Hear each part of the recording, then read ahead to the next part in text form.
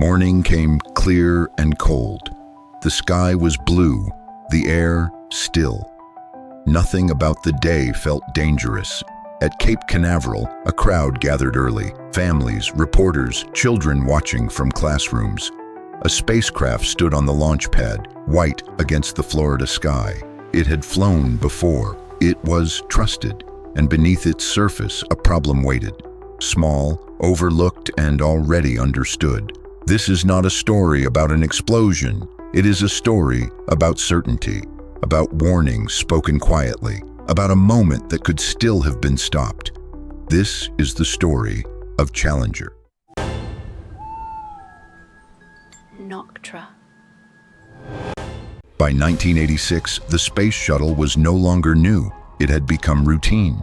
NASA spoke of weekly launches, of affordability, of access to space. Challenger was part of that promise.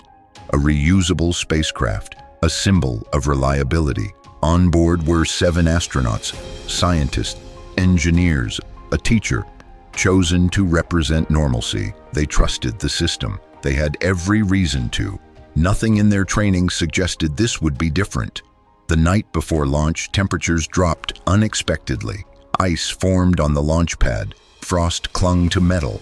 Inside the shuttle's solid rocket boosters were rubber O-rings, small components designed to seal under pressure. Engineers had warned they did not perform well in the cold. They had data. They had concerns. They raised them.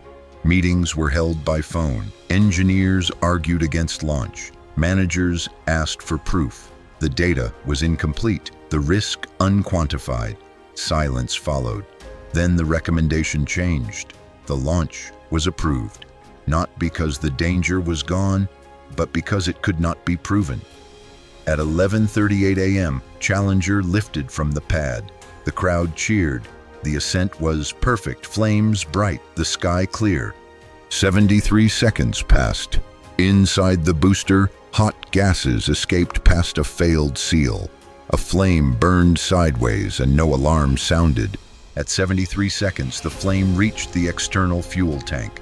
Structural failure followed instantly. The shuttle did not explode. It came apart. The crew cabin continued upward, intact, silent, still alive for several moments. Then gravity took over. There was no emergency procedure, no escape system. The sky filled with debris. The crowd fell silent. Debris fell into the Atlantic. Recovery crews moved quickly. The nation watched replays in disbelief. NASA grounded the shuttle fleet. Questions replaced confidence. Cause was already known. It had been known before liftoff. The Rogers Commission examined everything. Design flaws, communication failures, and culture. They found an organization that had normalized risk, that mistook familiarity for safety. The O-ring did exactly what engineers feared it would do.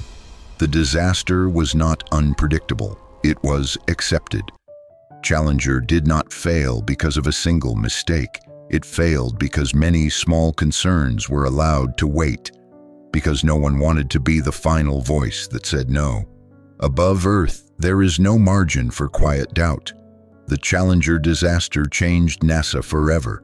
Designs were corrected, processes rewritten, silence challenged. But the lesson remains larger than spaceflight. When warnings are inconvenient, they become invisible.